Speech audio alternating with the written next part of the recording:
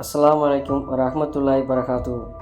இன்றைக்கி நான் வந்திருக்கிறது மேலப்பாளையத்தில் இருக்கக்கூடிய யூசுப் ஆண்டவர்கள் அவர்களுடைய தர்காவுக்கு தான் நான் வந்திருக்கேன். இங்கே அடங்கி இருக்கக்கூடிய அவுலியா யூசுப் ஆண்டவர்கள் அவர்கள். இவங்க இங்கே அடங்கி 100 வருஷத்துக்கும் மேலாகுது. இவர்களுடைய மகனார் நாயகம் வாப்பா அவர்களுடைய மகனார் ரசூல் வாப்பா, யூசுப் ஆண்டவர்களுடைய மனைவியார் ராபியா உமா இங்கே அடங்கியிருக்காங்க. யூசுப் ஆண்டவர் அவர்களுடைய தர்காவுக்கு வர்றதுக்கு நம்ம மேலப்பாளையத்துக்கு வரணும். மேலப்பாளையத்துக்கு கொக்கரக்குளம் வழியாக நம்ம வரலாம். அந்த ரூட்டு வழியாக வரும்போது இந்த தர்காவுக்கு நம்ம சீக்கிரமாக வந்துடலாம். கல்வத் ஆண்டவர்கள் அப்படின்ற இறைநேசர் கீழக்கரை ஏர்வாடியில் அடக்கமாயிருக்கிறாங்க.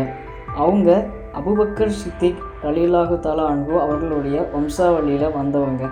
கல்வத் ஆண்டவர்களால் தேர்ந்தெடுக்கப்பட்ட கலீஃபா தான் யூசுப் ஆண்டவர்கள் அவர்கள்.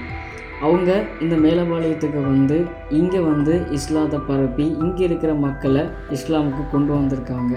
அதுக்கப்புறம் இந்த இடத்துல அவங்க வாழ்க்கையை வாழ்ந்து இஸ்லாமை பரப்பி மேலும் நல்ல காரியங்களை செய்து இந்த இடத்துல அவங்க அடக்கமாயிருக்காங்க.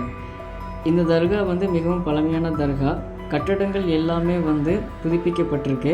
ஆனால் உள்ளே இருக்கக்கூடிய பழமை மாறாத வண்ணம் வெளியே தான் புதுப்பிக்கப்பட்டிருக்கு.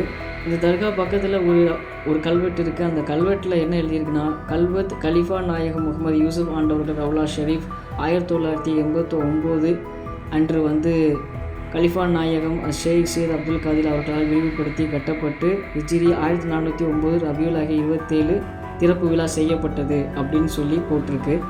இதில் இருக்கக்கூடிய அந்த தோரணைகள் எல்லாமே ஒரு அரபு நாட்டில் இருக்கக்கூடிய ஒரு பள்ளிவாசல் மாதிரி இதை வெளியே புதுப்பிச்சிருக்கிறாங்க.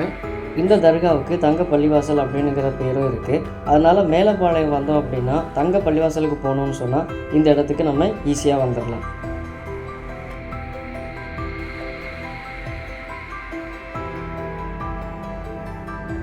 மேலும் யூசுப் ஆண்டவர்கள் அவர்களுடைய ஹந்திரி அப்படிங்கிறது ரஜப் பிறை 29 அன்று கொண்டாடப்படுகிறது. அதே மாதிரி அவருடைய மகனான் நாயகம் வாப்பா அவர்களுடைய ஹந்திரி ரஜப் 8 அல்லது 9, அதாவது இவர்களுடைய ஹந்திரிக்கு முன்னாடி 20 நாட்களுக்கு முன்னாடியே கொண்டாடப்படுது. அதுக்கப்புறம் அவங்களுடைய பேரன் ரசூல் அவர்களுடைய ஹந்திரி ரபியுல் அவ்வல் 16 அன்று கொண்டாடப்படுகிறது. மேலும் இந்த தர்காவுக்கு பக்கத்திலேயே தொழுகை பள்ளிவாசலும் இருக்குது. எவ்வளோ அழகான முறையில் இந்த கட்டடம் கட்டப்பட்டிருக்குன்னு நம்ம பார்க்கும்போதே நமக்கு தெரியும். அந்த அளவுக்கு நேர்த்தியான முறையில் பழைய அந்த கல் கட்டடத்தை பேணி காத்து மேலே புதுப்பிச்சிருக்கிறாங்க. ரொம்ப அழகான முறையில் இந்த கட்டடக்கடை அமையப்பட்டிருக்கு. இது ஒது செய்கிற இடம். மேலும் அவுலியாமார்களுடைய இடம் அப்படின்னுங்கும்போது அங்கே அருள் பொழிஞ்சிருக்கும். இறைவனுடைய அருள் நிறையவே இருக்கும். மக்கள் அங்கே எந்த நாட்டத்தோடு வந்தாலும் அவுலியாமார்களுடைய துவா பரக்கத்து கொண்டு இறைவன் கண்டிப்பான முறையில் நடத்தி கொடுப்பான். அப்படின்னுங்கிறது நம்பிக்கை கிடையாது, அது உண்மை. எல்லோரும் இன்றைக்கி முஸ்லீமாக இருக்கோம்னா அதுக்கு காரணம் இறைநேசர்கள் தான். அவுலியாமார்கள் இல்லாமல் நம்ம இந்த இடத்துல முஸ்லீமாக இருக்க முடியாது. அதற்கு இறைவனுக்கு நம்ம நன்றி சொல்லணும். மேலும் ஒவ்வொரு இறைநேசர்களுக்கும் ஒவ்வொரு கராமத்துகள் இறைவன் கொடுத்துருக்கிறான். அந்த கராமத்துகள் கொண்டு அவங்க இந்த இடத்துக்கு இஸ்லாமை பரப்பி மக்கள் மனதில் இடம் பெற்று இஸ்லாமை வழிநடத்தி இந்த இடத்துல மக்களை மார்க்கத்துக்கு கொண்டு வந்திருக்காங்க.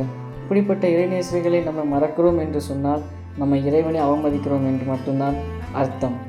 இந்த இடத்துக்கு வரும்போது மிகப்பெரிய ஒரு அமைதி இருந்துச்சு. என் மனசில் இருக்கிற நியத்துகளை இங்கே முறையிட்டேன். இறைவனிடம் எனக்கு வேண்டிய துவா செய்யுங்கள் என்று நான் முறையிட்டேன். மேலும் இந்த இடத்துல அவர்களை காணணும் அப்படின்னுங்கிற அந்த ஆர்வம் மிக மிக எனக்கு அதிகமாக இருந்தது. இந்த இடத்த சுற்றி இருக்கக்கூடிய அமைப்புகள் எல்லாமே வியப்பாக இருந்தது. ஏன்னா இவ்வளோ சின்ன இடத்துல இவ்வளோ அழகான ஒரு தர்காவை தொழுகை பள்ளிவாசலுக்கு பக்கத்தில் கட்டியிருக்கிறாங்க அப்படிங்கும்போது ரொம்ப வியப்பாகவே இருந்தது. இப்போது நான் அவுலியாக்களை ஜியாரத்து செய்ய போகிறேன். அஸ்ஸலாமு அலைக்கும் வரஹ்மத்துல்லாஹி வரகாத்துஹு. ஒரு அவுலியாவை நம்ம பார்க்க வரோம் அப்படின்னா அதுக்கு இறைவனுடைய உத்தரவு கண்டிப்பாக இருக்கணும். சும்மாலாம் ஒரு அவுலியாவை நம்மளால் பார்க்க வர முடியாது. அப்படி இருக்கும்போது இந்த இடத்துக்கு நான் 4 பேர் அடங்கியிருக்கிற இந்த இடத்துக்கு நான் வந்திருக்கேன் அப்படின்னா மிகப்பெரிய உத்தரவோடு தான் இந்த இடத்துக்கு நான் வந்திருக்கேன்னு நான் நம்புகிறேன். மேலும் இந்த இடத்துல என்னுடைய மனக்குமுறல்கள் எல்லாம் இந்த இடத்துல ஒப்படைச்சி என்னால் எவ்வளோ நேரம் இங்கே இருக்க முடியுமோ அவ்வளோ நேரம் இருந்து இந்த காணொலியும் எடுத்துகிட்டு இங்கேருந்து கிளம்புனேன். இங்கே இருக்க அமைப்பு எல்லாமே எனக்கு வியப்பாக இருந்தது. ஆனால் இது எல்லாமே மேலப்பாளையத்தில் திருநெல்வேலி மாவட்டத்தில் இது அமைஞ்சிருக்குன்னுங்கும்போது மிகவும் ரொம்ப சந்தோஷமான ஒரு விஷயந்தான். இங்கே அடங்கி இருக்கிறவங்க தான் யூசப் ஆண்டவர்கள் அவர்களுடைய மனைவியார் ராபியா உம்மா அவர்கள். அஸ்ஸலாமு அலைக்கும் அம்மா. அம்மாவுக்கு பக்கத்திலே தான் 3 பாபாக்களும் அடங்கி இருக்கிறாங்க. இப்போது யூசப் ஆண்டவர்கள் அவர்களை காணப்போகிறேன். அஸ்ஸலாமு அலைக்கும் பாபா அவர்களே. இப்போ பார்த்தோம் அப்படின்னா 3 அவுலியாமார்களும் ஒன்றாக அடக்கமாக இருக்கிறார்கள். இதில் நடுவில் இருக்கக்கூடியவர்கள் தான் யூசப் ஆண்டவர் அவர்கள். இடதுபுறம் இருக்கக்கூடியவர்கள் யூசப் ஆண்டவர்களுடைய மகனார். வலதுபுறம் இருக்கக்கூடியது யூசப் ஆண்டவர்களுடைய பேரப்பிள்ளை, அதாவது நாயகம் பாபா அவர்களுடைய மகனார். இதில் யூசப் பாபா நடுவில், இடதுபுறம் நாயகம் பாபா, வலதுபுறம் ரசூல் பாபா அவர்கள்.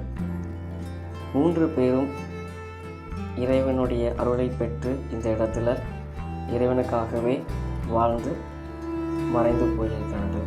ஒரு அவுலியாமார்களை எடுக்கும்போது அதை அளவுக்கு மீறியும் அவங்களுடைய ரகசியமானவர்கள் அவர்களை எந்த வரைமுறைக்கு உட்பட்டு எடுக்கணுமோ அப்படி தான் எடுத்திருக்கிறேன். இறைவன் என்னை பாதுகாக்கட்டும். மேலும் அதுவும் சமயத்தில் கீழே எல்லாமே குறிப்பிடப்பட்டிருக்கு. அவங்களுடைய மறைந்த தினம், அதுக்கப்புறம் அவங்க எப்போ பிறந்தாங்க அப்படின்னுங்கிறது மேலே இருக்கிற கண்ணாடிக்கு மேலே குறிப்பிடப்பட்டிருக்கு.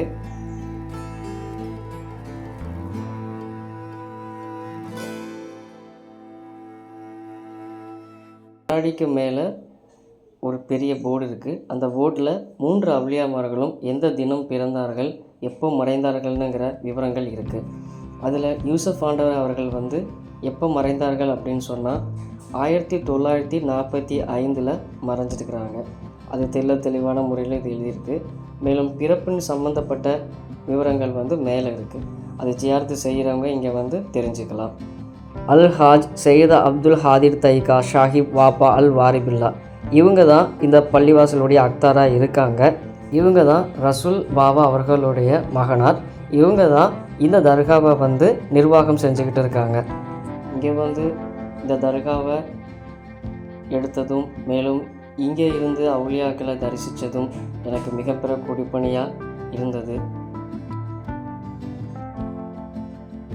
இந்த தர்காவுக்கு வர்றதுக்கு திருநெல்வேலி மாவட்டத்தில் மேலப்பாளையத்துக்கு வரணும். அங்கேருந்து கொக்கரக்குளம் வழியாக நம்ம இந்த இடத்துக்கு வந்தோம்னா ஈஸியாக வந்துடலாம். இல்லைன்னா வேறு வழியாக திருநெல்வேலியில் மேலப்பாளையம்னு அந்த இடத்துல இறங்கி ரவுண்டான இடத்துல இறங்கியும் கூட இந்த இடத்துக்கு வரலாம். எல்லா மக்களுக்கும் எல்லா வளத்தையும் இறைவன் தரணும்.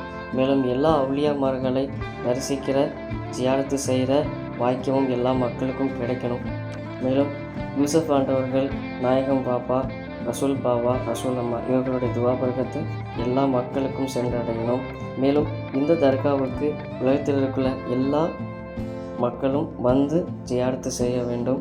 அதற்கான பாக்கியத்தை இறைவன் தர வேண்டும் என்று சொல்லி இந்த காணொளியை நிறைவு செய்கிறேன். அஸ்ஸலாமு அலைக்கும் வரஹ்மத்துல்லாஹி வபரகாத்துஹு.